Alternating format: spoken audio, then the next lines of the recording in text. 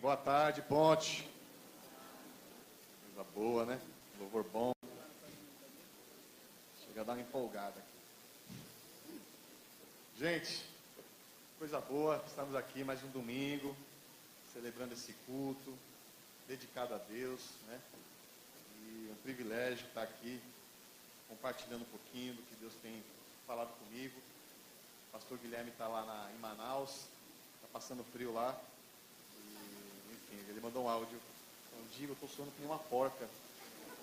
E eu não duvido disso. Ele já soa aqui, imagine lá, né? Porque lá, eu já fui lá, é o lugar mais quente que eu já fui na vida. Mas é um lugar abençoado. Tá pregando lá no acampamento. E, enfim, chega a semana que vem estará aqui para compartilhar um pouquinho, além do calor que ele viveu lá em Manaus. E, gente, sempre quando eu venho aqui, eu busco sempre compartilhar algo que esteja muito fresco na minha cabeça, assim, muito fresco na minha memória. Coisas que eu tenho assim, me incomodado, coisas que, enfim, que Deus tem colocado no meu coração. Então, toda vez que eu venho aqui, eu busco ser o exemplo, digamos, daquilo que eu estou falando. E eu queria compartilhar algo que tem sido frequente e tem martelado constantemente na minha cabeça. Não repara a minha cara de sono, né? Porque eu estou passando por um momento aí bem dinâmico nesses últimos dias, né? A minha mãe e minha irmã estão nesse exato momento esperando o furacão.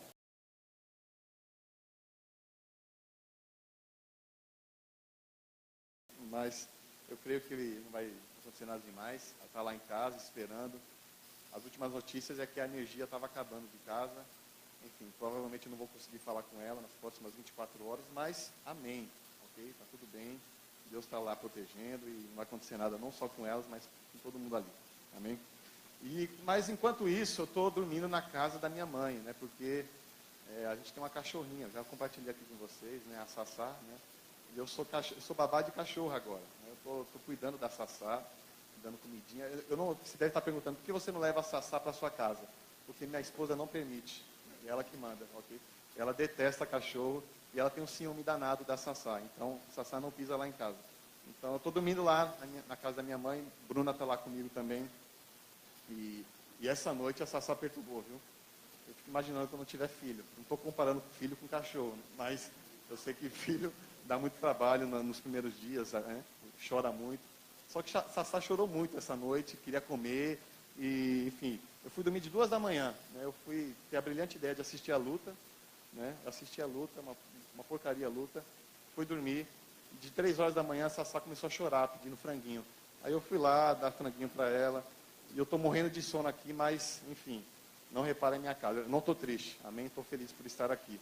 Irmãos, chega de enrolação, eu queria que vocês abrissem o livro de Neemias, capítulo 1, versículo de 1 a 4. Enquanto vocês abrem, queria saber quem esteve aqui na última terça-feira.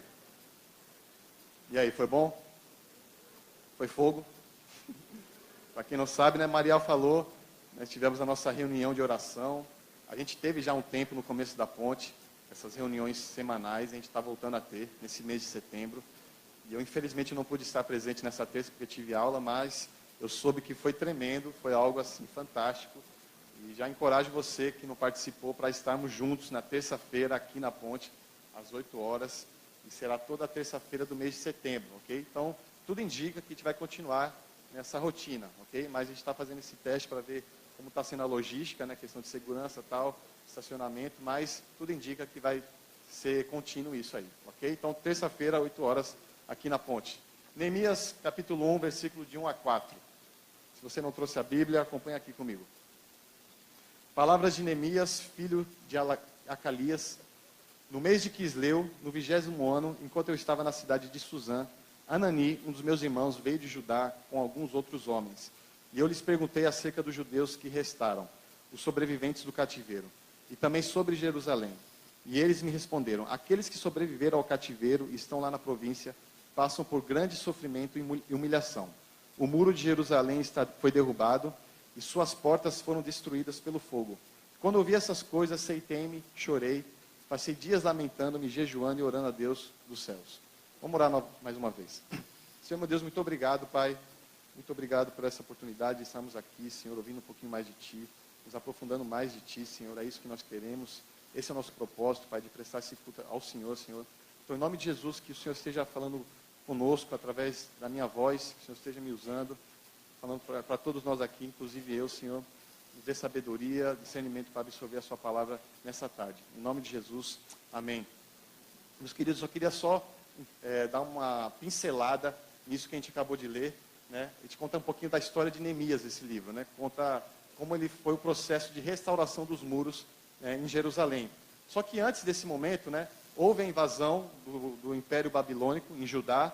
Então, os babilônicos, né, o Império Babilônico, através do rei Nabucodonosor, invadiu Judá, devastou as cidades, devastou a cidade de Jerusalém, destruiu os muros, destruiu o templo. O culto que era prestado ali no templo foi bloqueado, foi barrado esse culto.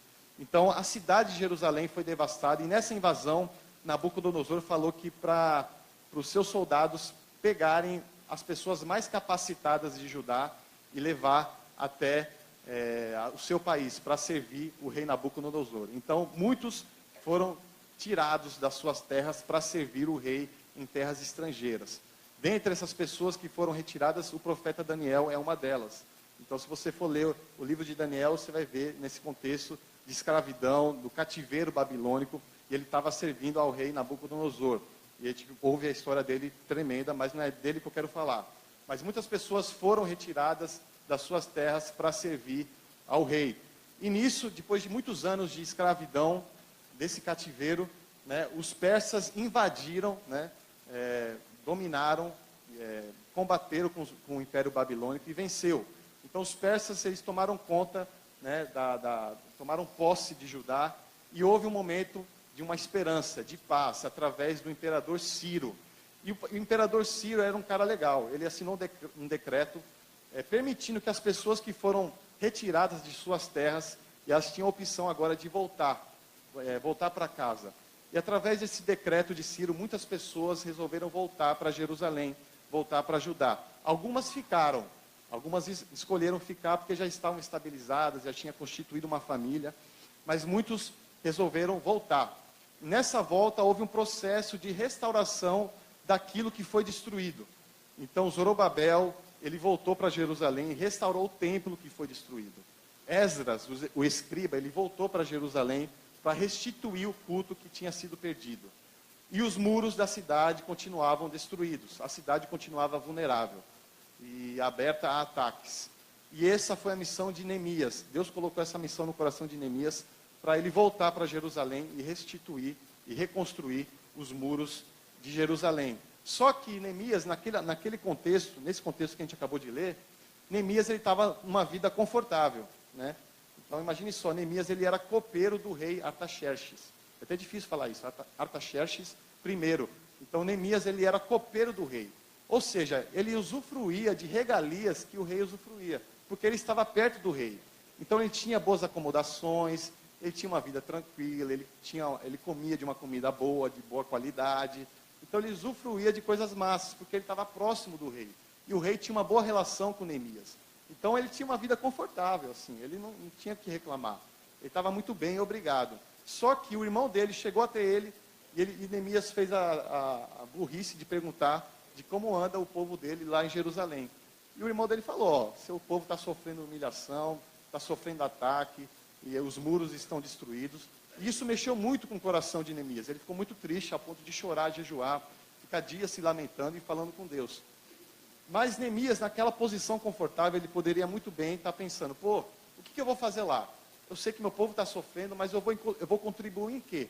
Né? Eu não sou bom em obras, eu não sou bom em construção, né? Eu não tenho essa habilidade. A minha função é ser copeiro do rei, então eu fico babando o rei, eu sou muito bom nisso. Mas em voltar para ajudar, eu não tenho muito o que fazer. Ele poderia estar muito bem pensando dessa forma, mas não. Ele foi impelido para voltar, para reconstruir esse muro. E essa atitude de Neemias é o que me chamou a atenção. E eu queria compartilhar com vocês sobre isso. Porque imagine só, né, na sua situação, você numa zona de conforto, e Neemias aparentemente era uma pessoa temente a Deus, ele buscava a Deus frequentemente, ele tinha uma comunhão com Deus, mesmo sendo copeiro do rei Artaxerxes. E imagine só, ele lá nessa zona de conforto, ele, enfim, não tinha o que reclamar, fazia sua oração diária, e ele está sentindo um incômodo de voltar. Então, abrir mão de tudo que ele tinha, das regalias que ele usufruía, para voltar para Jerusalém. Imagine só essa atitude, como seria a sua postura? Qual postura você tomaria perante isso, assim, na sua zona de conforto? E é sobre isso que eu queria falar, meus irmãos, sobre a nossa vida cristã. Essa é a pergunta que eu já começo nessa tarde. Por acaso a sua caminhada cristã é medíocre? Né? Responde internamente, você e você mesmo. Como você considera a sua caminhada cristã? Ela, por acaso, é uma caminhada medíocre? Né? Você não está disposto de trocar o certo pelo duvidoso, como Neemias fez, de abrir mão de muita coisa, de sair da sua zona de conforto, para fazer algo que ele sente que é Deus que está direcionando ele. E você? Como você tem sido na sua caminhada cristã? A gente sabe que nós somos servos de Cristo, né? Servos de Cristo, você tem que estar disposto a servir o seu Senhor, a abrir mão de coisas da sua vida para servir ao seu Senhor. E como tem sido a sua função de servo de Cristo? É sobre isso que eu queria falar um pouquinho, sobre a sua vida espiritual. Ela é medíocre? Pensa nisso. E para ajudar na sua reflexão, eu queria falar um pouquinho sobre o significado da palavra medíocre, né? Eu sei que todo mundo já sabe, mas eu quero facilitar um pouquinho, dando palavras aí, para que você possa refletir um pouquinho mais. Então, botei lá no Google, né? Eu nem tenho mais dicionário em casa. Não, então, botei lá, medíocre, no Google. As primeiras palavras que apareceram foram essas, preste atenção. De qualidade média, comum, mediano, modesto, pequeno, sem expressão, sem originalidade, pobre, banal, e a última que eu acho pior, passável. Né? Imagine só você ser considerado uma pessoa passável. Né? A sua vida cristã é passável. Né? E essa palavra a gente usa no nosso dia a dia. Né? Quando você, por exemplo, vai fazer uma festa de aniversário, né? Você pensa quem você vai chamar. Sempre acaba sendo uma crise. Todo mundo já passou por isso. Quem você vai chamar para a sua festinha de aniversário, né? Para comer fora? Aí você tem que pensar, a mesa tem 30 pessoas, quem serão essas 30 pessoas, né? Aí você pensa no fulaninho, na ciclaninha, na fulaninha, no fulano, mas tem aquele ciclaninho ali, que faz parte do seu ciclo de amizade, só que você não é muito amigo dele. Mas se você não chamar ele vai ficar chateado, né? Todo mundo já passou por isso, né? De você, eu estou chamando ele só para ele não ficar chateado, né? Isso acontece na nossa vida, por quê? Essa pessoa nem é tão legal, nem tão chata, ela é passável. Né? Você considera a pessoa como passável. Né? Ou então você vai comer um prato de comida, alguém cozinha para você, e você não acha o prato nem tão bom e nem tão ruim. É passável, é ok. Né? E esse termo machuca um pouco. É um meio...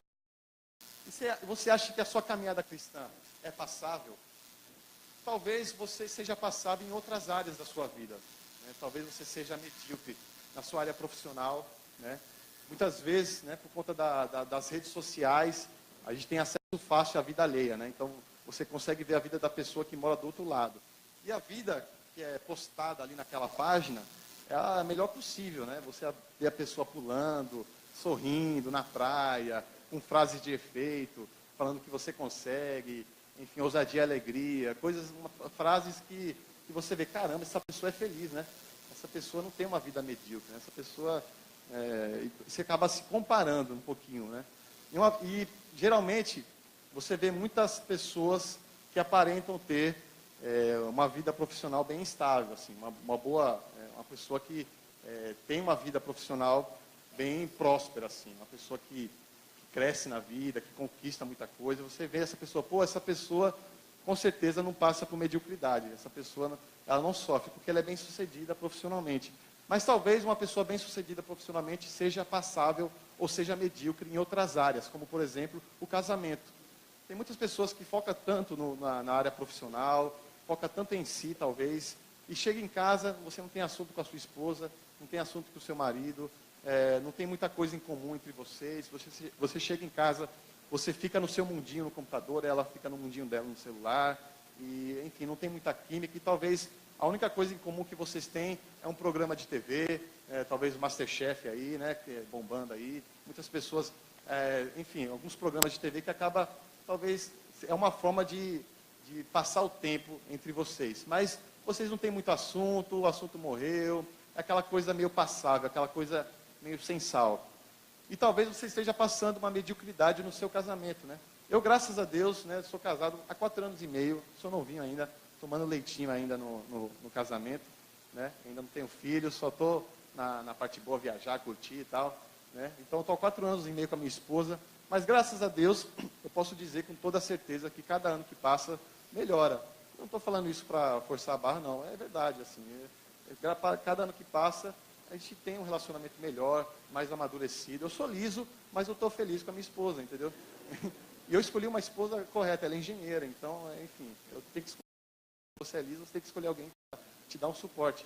Mas eu sou muito bem resolvido com o Bruno, a gente se dá bem, a gente briga muito pouco, geralmente a gente tem umas discussões, mas é assim, coisas bem banais. Mas uma coisa que a gente tem crise é escolher filme do Netflix, né? Não sei quem aqui, né? Netflix é a solução para muita gente no feriado, no final de semana. Então, você quer chegar em casa, você quer apenas sentar e ver Netflix. Mas é muito ruim você ver Netflix acompanhado com alguém. Porque o Netflix tem tantas opções e é muito ruim você abrir o Netflix sem saber o que você vai assistir, entendeu? É muito ruim, nunca faça isso. Você vai perder tempo. Abra o Netflix já sabendo o que você vai assistir. Às vezes, a maioria das vezes, eu e Bruno, a gente insiste, né? Toda vez a gente insiste em abrir o Netflix e ver algo em comum. Isso sempre dá errado, porque eu e Bruna temos gostos bem diferentes para filme e série. Se for depender de Bruna, ela só vai assistir filme de investigação, de detetive ou filme de amor, né? Se for depender dela, ela só assistiria filme de amor. E no Netflix tem vários filmes de amor, assim, que você nunca viu na vida. São nomes que você nunca viu, é aquela capa que você tem certeza que o filme é muito ruim, né? Então tem vários nomes bem clichês, né? Amor Eterno, Paixão Sem Limites, Eu e Você, né? Coisas assim bem bregas, né? Aí você lê a sinopse, esse filme é muito ruim, velho. E Bruna, não, amor, vamos ver esse filme, eu tô tão romântica hoje. E todo dia ela tá romântica, todo dia ela quer ver filme de amor. Aí tá bom, aí às vezes eu abro mão, né? Falo, vamos ver esse aí, Eu e Você, o filme. Aí você vê que tem, aí eu, amor, esse filme é ruim, eu tô vendo a crítica aqui. Na verdade, nem tem crítica desse filme, de tão ruim que é. Então as pessoas nem se deram o trabalho de fazer crítica desse filme. Mas vamos ver, amor, é bom. Aí quando começa a ver, a gente tirou a conclusão de que realmente o filme é muito ruim. E a gente para o filme na metade, e já é tarde, não dá tempo de ver outro filme, e a gente vai dormir. Então Netflix pra gente nunca dá certo. Mas no nosso relacionamento a gente tem que estar disposto a abrir mão, tem que estar disposto de uma vez ou outra, você abrir mão de um gosto seu para agradar ela e vice-versa. Isso é a graça do relacionamento, de ter esse equilíbrio, essa dinâmica. Ou talvez você seja medíocre no seu relacionamento com seus filhos ou com seus pais. Não pensa aí como anda o relacionamento com seus pais ou com seus filhos. Eu não tenho filho para dar exemplo, mas enfim, tem muitas pessoas que são muito bem-sucedidas, porém tem um péssimo relacionamento com seus filhos. Chega em casa, não tem tempo, viaja muito, é um pouco distante dos seus filhos, enfim, acaba se tornando um relacionamento passável. Ou talvez você seja uma pessoa medíocre na área profissional, né? Aquela síndrome do seu Madruga, né? Que você não quer trabalhar, não é que não quer trabalhar, mas não sente prazer em trabalhar.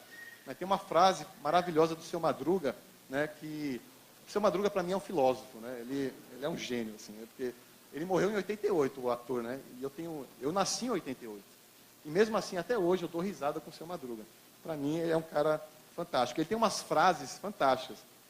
E essa frase se encaixa perfeitamente nisso que eu estou falando agora. Ele diz, trabalho não é ruim, o ruim é ter que trabalhar. Né? Essa é uma frase fantástica do seu Madruga. E talvez você esteja vivendo essa síndrome, né? De seu Madruga, de você acordar de manhã e tem aquele peso de você conseguir levantar da cama sabendo que você vai passar mais da metade do seu dia fazendo algo que você não gosta. Então isso é péssimo, isso dá uma crise de identidade tremenda. Ou talvez você está na sua área profissional, está bem realizado, está bem resolvido, porém você tem medo de desafios. Né? Às vezes o seu chefe quer colocar um desafio novo para você, quer colocar algo diferente na sua mão, e você sempre tem uma tendência de se esquivar. Você sempre tem uma tendência de fugir, de pular fora, porque essa zona de conforto já está bom demais para você. Você não quer sair dela, você não quer se esforçar.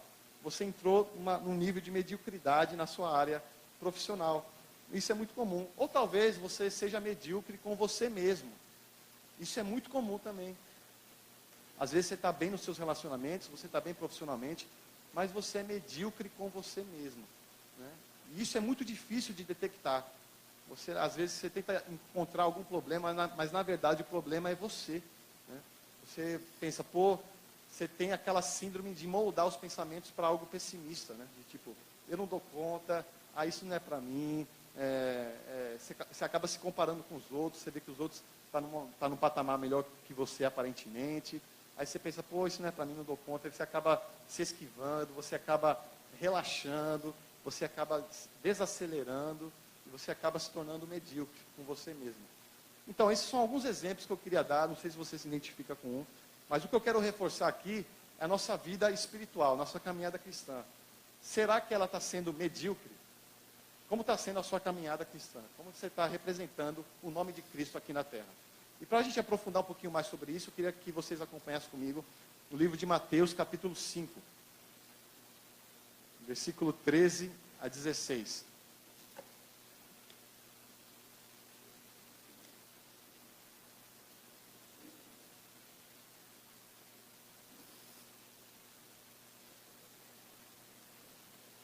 Você pode acompanhar também comigo aqui atrás.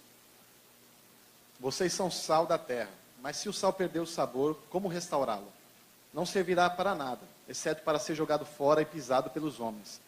Vocês são a luz do mundo. Não se pode esconder uma cidade construída sobre um monte. E também ninguém acende uma candeia e a coloca debaixo de uma vasilha.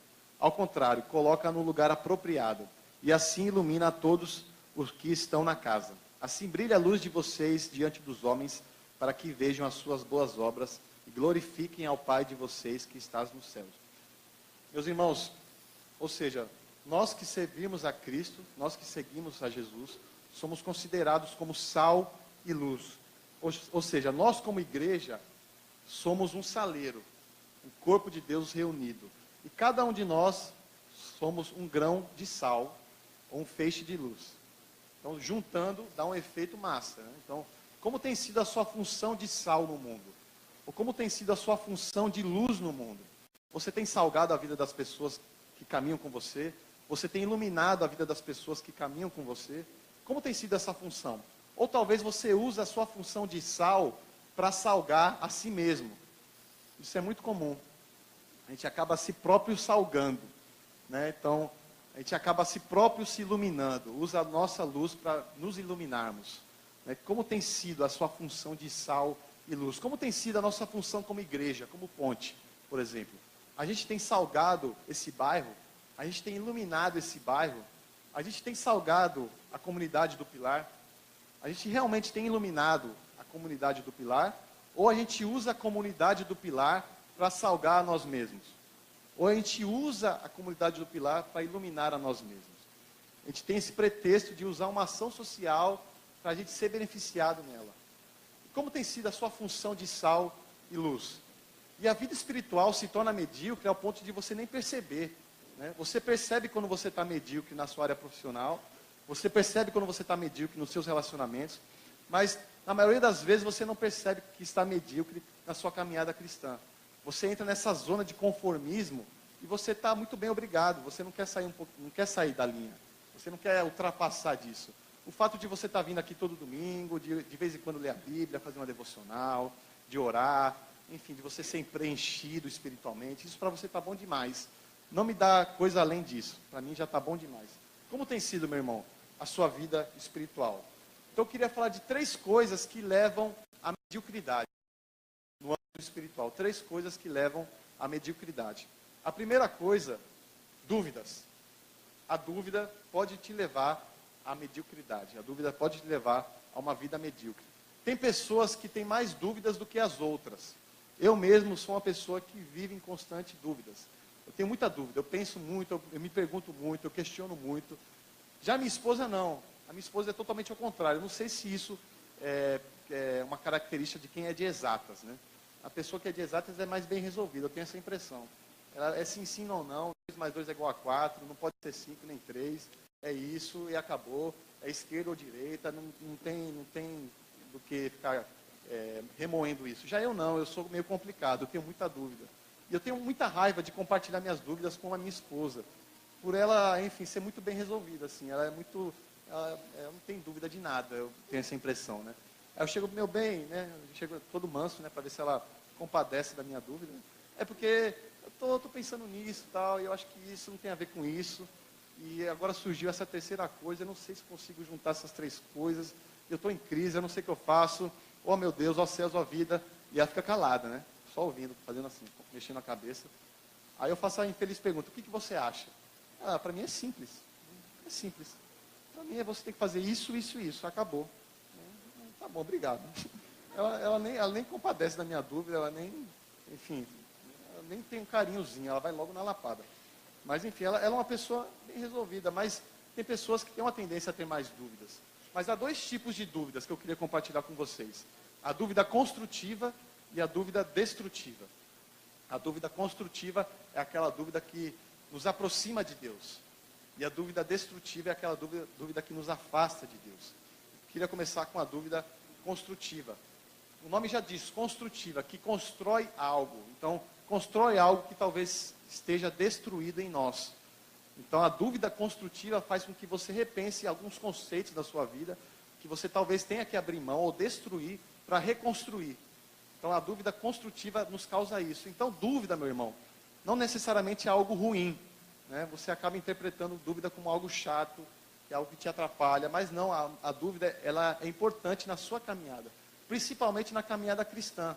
Né? Contando um pouquinho da minha história de conversão, de como eu conheci a Cristo, na verdade eu nasci no berço evangélico. Né? Graças a Deus meus pais sempre tiveram, priorizaram essa rotina de ir todo domingo na igreja, na escola bíblica dominical.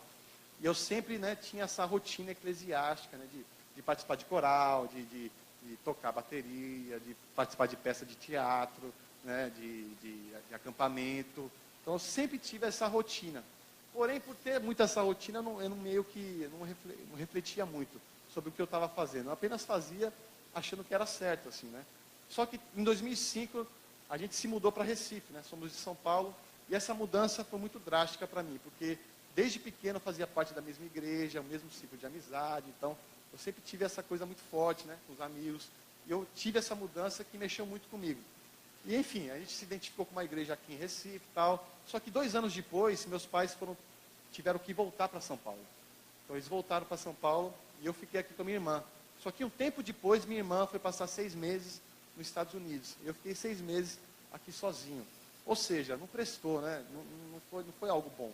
Né? Então, eu, adolescente, chegando na minha juventude, 6 meses morando sozinho, enfim, é um sinônimo de besteira, né? Eu aprendi muita coisa errada, eu fiz muita coisa errada, uma vida promíscua, eu experimentei coisas que nunca passavam na minha cabeça, mas mesmo assim, isso não me impediu de continuar todo domingo, ir para a igreja, tocar aqui na igreja, não existia ponte, né? Então era uma outra igreja, eu tocava, eu participava de 4 corais, né? Era uma coisa de louco. Hoje eu tenho nojo de coral. Então, se eu ver um coral, eu saio correndo. Eu participava de 4 corais. Era um ensaio na segunda, na quinta, 2 ensaios no domingo. Então, assim, eu tinha uma vida muito intensa. Mas, paralelamente a isso, eu seguia a minha vida aí, né, de independência tal, e de vida louca tal. Só que teve um momento, no domingo, né, quando acabou o culto, chegou uma pessoa até mim, uma pessoa que eu nem tinha muita intimidade. Eu apenas cumprimentava ela tal, uma pessoa que eu conhecia. Mas ela chegou chorando até mim. Ela chorando, eu falei, o que foi, tal, o que foi que eu fiz, tal.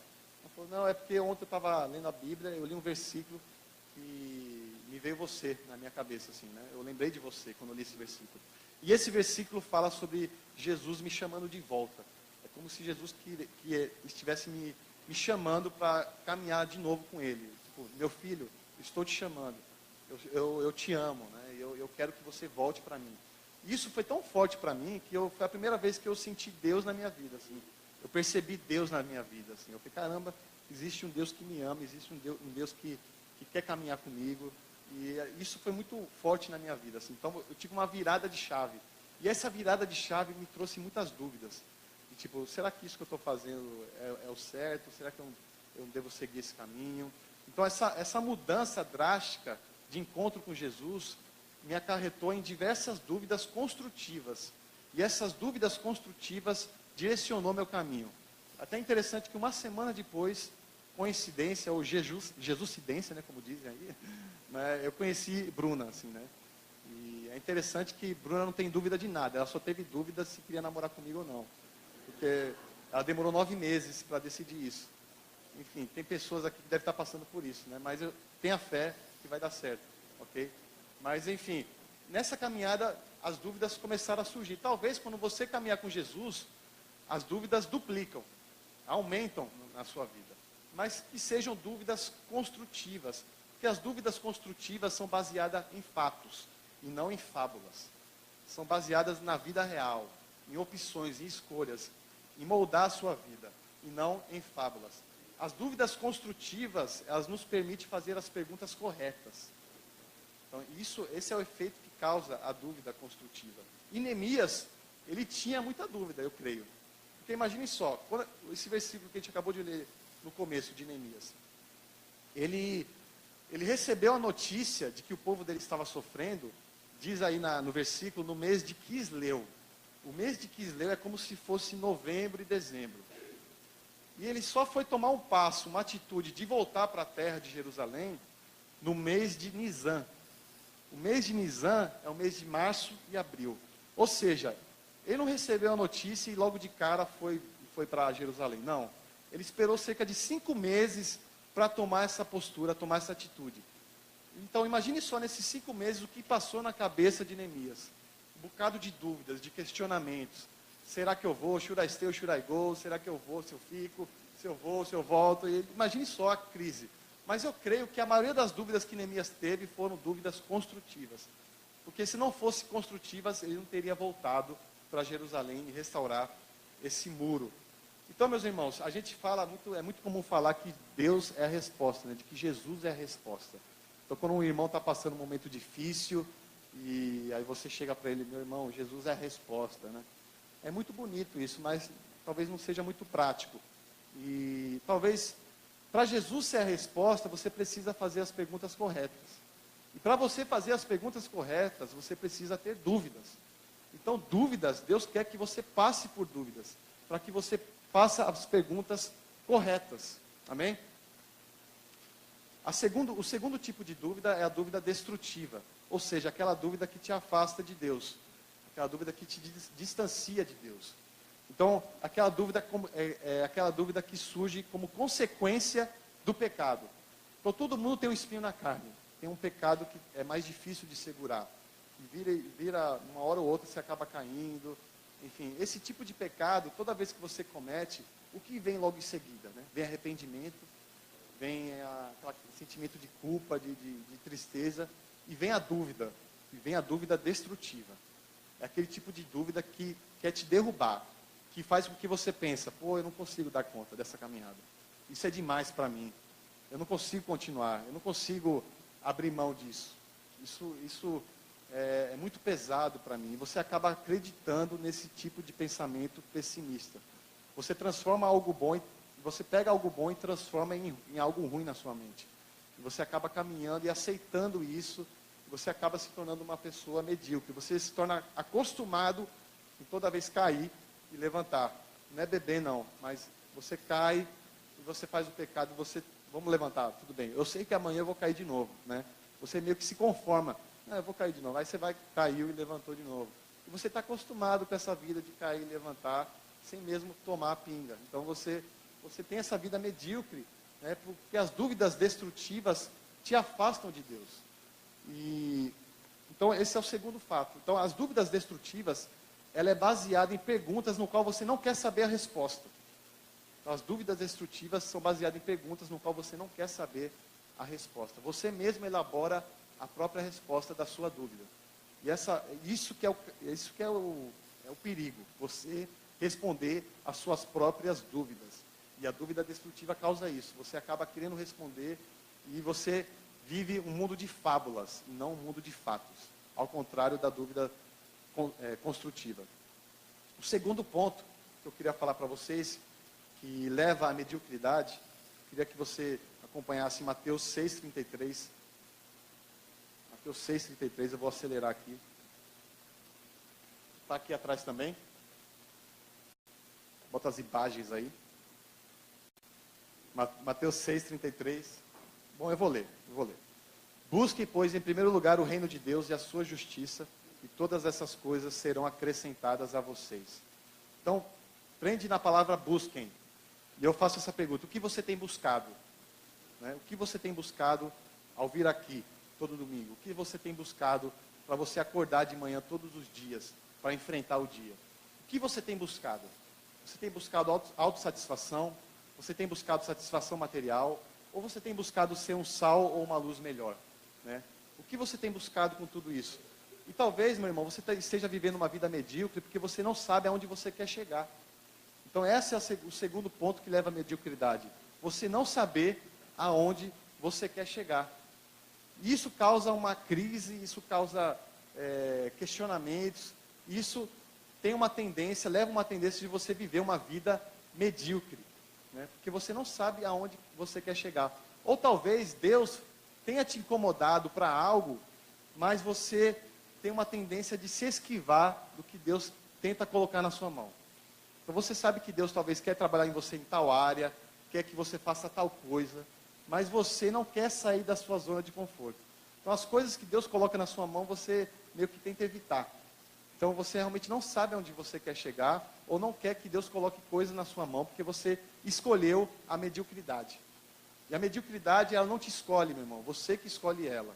Né? Você que escolhe viver essa vida acomodada, você que escolhe não querer enfrentar desafios e caminhar, se aproximar de Cristo e aceitar o chamado dele em alguma área específica na sua vida. Então talvez você fique nesse marasmo de não saber aonde quer chegar. E talvez você esteja se identificando com isso, talvez isso seja um momento muito, muito evidente na sua vida. E o terceiro ponto, meu irmão, acelerando aqui, né? Dúvidas, não saber aonde você quer chegar. E o terceiro ponto, conhecer a si mesmo. Conhecer a si mesmo, né? Então naquele momento Neemias, antes de ele receber a notícia de que a cidade dele estava devastada, que estava sofrendo, ele pensava que a pessoa Neemias era o copeiro do rei. Isso ele tinha muito bem definido na cabeça dele. Mas quando ele recebeu a notícia de que o povo dele estava sofrendo, ele viu: não, eu não sou copeiro do rei. Eu sou judeu e eu pertenço a Jerusalém. Esse é Neemias. Então eu tenho que voltar. Então Deus lembrou isso para Neemias. Isso veio na cabeça de Neemias. Por quê? Porque ele conheceu a si mesmo. E quando você se aproxima de Deus e tem uma caminhada com Deus, mais você conhece a si mesmo. Tem uma frase famosa na filosofia, né, que é muito famosa, que é: conheça-te a ti mesmo, né? Todo mundo acha que conhece essa frase: conheça-te a ti mesmo. É muito, muito comum. Porém, essa frase está incompleta. A frase original é a seguinte: conheça-te a ti mesmo e conhecerás os deuses e o universo. Isso é uma frase filosófica. Então, de acordo com a linha filosófica de alguns filósofos, para você conhecer a Deus, você tem que antes conhecer a si mesmo. Isso pode causar uma crise na sua vida, porque você fala: pô, como eu vou conhecer a Deus se eu nem sei quem eu sou? Eu nem me conheço direito, então como eu vou caminhar com esse tal de Jesus? Mas Jesus mostra que é o inverso. Você tem que, ao você se aproximar de Deus, ao você se aprofundar no relacionamento com Deus, mais você se conhece, mais a sua identidade é moldada.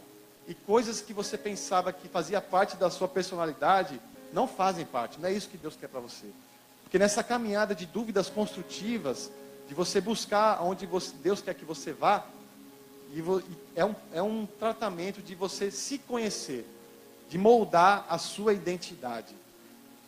Tem uma frase do pastor Jonas Madureira, em seu livro Inteligência Humilhada, que diz o seguinte: o conhecimento que Deus tem de nós nos humilha, não apenas porque somos ignorantes com respeito a nós próprios, e por conseguinte, dependemos dele para saber realmente quem somos. Dependemos de Deus para saber quem nós somos. Pedro, antes de caminhar com Jesus, ele pensava que ele era pescador. Mateus, antes de caminhar com Jesus, ele pensava que era um cobrador de impostos. Paulo, antes de ter tido a revelação de Cristo na estrada para Damasco, ele pensava que ele era um perseguidor de Cristo. Então, quando caminhamos com Cristo e quando priorizamos esse relacionamento com Ele, mais a nossa identidade é moldada de acordo com a vontade de Deus na nossa vida. Cada vez mais a nossa acaba criando forma. A nossa característica de luz acaba criando forma. Deus quer que você salgue e ilumine naquilo que Ele tem do desejo no coração dEle para a sua vida. Então você deve estar perguntando para mim, meu irmão. Então é caminhar com Cristo que é sucesso. Talvez nem seja sucesso, talvez seja fracasso. Né? Aos olhos humanos, talvez caminhar com Cristo seja fracasso. Mas uma coisa eu garanto, uma vida medíocre você não vai ter. Você vai ter convicção. Cada vez mais que você busca caminhar com Jesus, mais você tem convicção de onde você está pisando e qual a função que você tem aqui na terra. Jesus foi a pessoa menos medíocre, na verdade ele não foi nada medíocre, né? Que viveu aqui na terra. Foi um Deus que se fez homem, né? Um Deus que veio aqui na terra, ao invés de ser rei, ele escolheu ser servo, e ainda sendo servo, escolheu ser humilhado e morrer de uma morte terrível.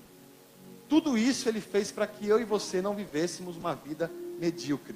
Né? Imagine só como deve doer no coração de Deus, né, de Jesus, ao saber que você escolheu viver na mediocridade. Ele morreu por você, e mesmo assim você está escolhendo viver essa vida medíocre. Né? Jesus, Deus não age na mediocridade. Se você não está disposto a abrir mão dela, Deus com certeza vai escolher outra pessoa para cumprir a missão dele aqui na terra. E quem sou eu perante Cristo? Quem sou eu? Em Romanos 8:37 diz: mas em todas as coisas somos mais que vencedores por meio daquele que nos amou. Então, não somos medíocres, não devemos ser medíocres, não somos fracassados. Aos olhos de Cristo somos mais que vencedores. E Ele morreu para que você garanta essa vida vencedora aqui na terra. Não aos olhos humanos, mas aos olhos de Deus. Como eu disse para vocês no começo, né, da palavra, eu estou dormindo na casa da minha mãe, né? E até minha esposa falou, vê, né? Porque toda vez que eu venho aqui eu falo do meu pai, né? E é inevitável eu não falar dele, né? Ele faleceu já faz 6 meses. Até a Bruna falou, vê se não fala dele, né, hoje. Desculpa, amor, tô falando dele hoje. Porque tudo isso que eu estou falando é fruto do que tem acontecido na minha vida nesse ano, né? É inevitável negar, não tem como negar que eu tenho vivido um tsunami, né? De dúvidas, de questionamentos, de incertezas. Tudo por conta da ausência do meu pai. A ausência do meu pai tem causado isso. Porém, essa ausência tem causado mais dúvidas construtivas do que destrutivas. Essa ausência do meu pai tem moldado mais a minha identidade em Cristo. Por mais que seja extremamente doloroso. Mas, enfim, eu estou em casa, né, na casa da minha mãe, e eu fui imprimir um documento. Eu tive que ir no escritório do meu pai, o escritório que ele, né, trabalhava. Né? Ele trabalhava em casa, né, nos últimos anos ele trabalhou em casa. Eu fui no escritório dele, e minha mãe deixou intacto, né, o escritório. Então, os livros que ele deixou estão lá. Né? As canetas estão lá, a foto que ele deixou está lá. Então está intacto, minha mãe não mexeu em nada. Até no banheiro dele, né, minha mãe não mexeu. Então o pente dele está lá, né, os produtos dele de higiene estão lá ainda. E quando eu fui ver lá no escritório dele, eu vi que tinha esse livro, né, Gloriosas Ruínas. Esse livro eu dei para o meu pai o ano passado. 2016, quando ele descobriu o câncer no cérebro, né? E esse livro mexeu muito, né, com meu pai, né? Mexeu demais com ele, porque conta justamente a história de Neemias, esse processo de restauração dos muros. E meu pai trouxe isso para a vida dele, né? Como se ele tivesse que restaurar coisas na vida dele, e o câncer proporcionou essa metanoia, digamos, né? Essa mudança de conceitos, talvez, na vida dele. Ele percebeu que antes do câncer ele estava vivendo uma vida medíocre, né? E o câncer proporcionou a ele para que ele pudesse sair dessa linha da mediocridade. Não estou falando que a doença causou isso, mas a doença fez com que ele se aproximasse mais de Deus. E esse livro mexeu muito com ele. E quando eu peguei o livro, né, tem algumas anotações, ele grifou algumas coisas que ele achou importante, mas eu vi um papel aqui, né? E nesse papel eu encontro algumas anotações dele, né, que ele achou interessante no livro, e trouxe, contextualizou pelo que ele estava passando lá no câncer, E ele anotou, e ele também, ele imprimiu, né, todas as anotações dele, e ele fez de forma como se fosse um testemunho, né? Ele imprimiu. Na hora eu nem esperava por isso, né? Eu peguei e vi. E eu vi que ele queria dar esse testemunho para as pessoas, né? Do que ele estava passando, o tsunami que ele estava passando. E o texto começa com a seguinte frase, né? Gloriosas ruínas, em meio ao tsunami, há esperança. A propósito, o que fazer quando tudo parece perdido? Lutas, tribulações, tempestades, doença, mediocridade, câncer. O que fazer? Desistir, lamentar, entregar os pontos? Jamais. Conta testemunho de Jorge Caragulian, meu pai. E nessas páginas conta o testemunho dele, baseado no que ele viu no livro. E isso mexeu demais comigo, meu irmão, porque eu queria confessar algo para vocês. Depois que eu perdi meu pai, eu tenho enfrentado, lutado constantemente contra a mediocridade. A mediocridade tem sido chamativa aos meus olhos, em alguns momentos. Em alguns momentos eu quero ter uma vida medíocre. É como se eu tivesse uma força para continuar, né? Não, vamos continuar, a vida segue. Aí vem um pensamento, você perdeu seu pai, aí você volta. Aí você continua caminhando, aí você pensa, não, mas seu pai não está aqui para ver tudo isso. Aí você volta. Então, às vezes eu sou surpreendido com dúvidas destrutivas. Mas a maioria das minhas dúvidas tem sido construtivas. Eu creio que esse processo, né, doloroso que eu tenho sofrido, que eu tenho passado, eu e minha família, tem sido um processo de maturação, de lapidação da minha identidade. Eu pensava que antes do meu pai morrer, eu estava seguindo o caminho certo, da forma correta. Eu estava caminhando conforme a risca. Mas quando aconteceu isso, muita coisa mudou. Né? Muita coisa eu fiquei repensando, pensei, caramba, é dessa forma mesmo, é esse caminho, é desse jeito, é isso que Deus quer de mim. E eu comecei a tomar atitudes, talvez, difíceis de ser tomadas, por conta desse momento que eu tenho vivido. E eu não posso vacilar, porque eu tenho que estar em constante comunhão com Deus, buscando Deus constantemente. Porque se eu vacilar um pouquinho, a mediocridade vem batendo a porta. Tipo, ó, fica aqui que é melhor. Busca algo mais confortável. Você não tem condições de continuar desse jeito. Mas se eu vacilar, a mediocridade vai ficar me perturbando no ouvido. Mas eu estou buscando permanecer firme, buscando Deus, me aprofundar, conhecer mais a Ele, para que eu possa me conhecer cada vez mais. O conceito que você tem de você é diferente do conceito que Deus tem de você.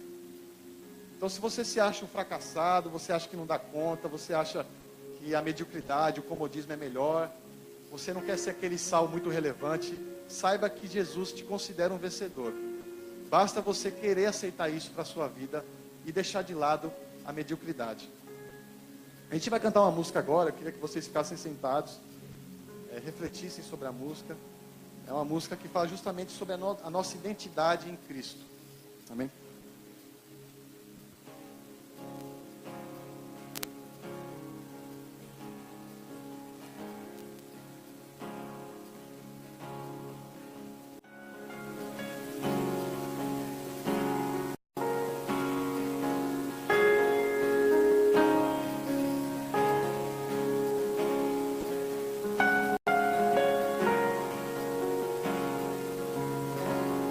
Descubro quem eu sou, a palavra me diz. Entendo quem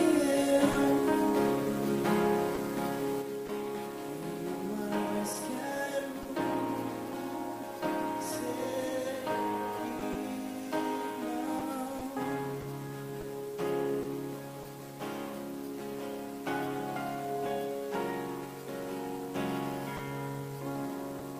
eu sou um pescador,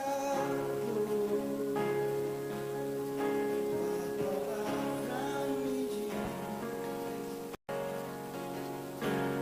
te sigo aonde for, faço tudo em teu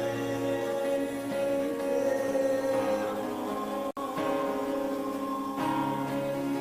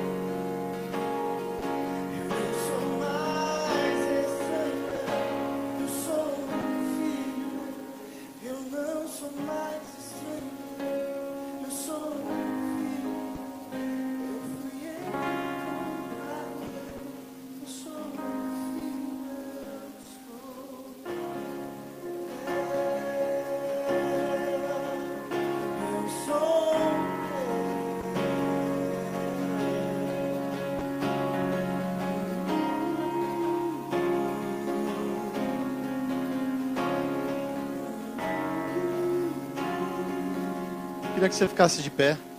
Queria fazer uma oração. O meu desejo essa tarde, talvez noite já, noite, né? 6:30, é que Deus molde cada vez mais sua identidade nele. Né? Que você volte a ter consciência de que é um vencedor, né? Que é mais que vencedor em Cristo Jesus. Que Deus está te chamando para você sair dessa zona medíocre. Que Ele quer restaurar o seu casamento. Ele quer restaurar a sua área profissional. Ele quer restaurar os conceitos que você tem de você mesmo. Ele quer restaurar a sua vida. Tudo isso, basta você estar disposto a caminhar, intensificar o relacionamento entre você e Jesus Cristo. Jesus quer mostrar coisas que você jamais enxergou. Coisas que fazem parte de você que você não faz ideia. Deus quer te revelar essa identidade perdida dentro de você. Amém?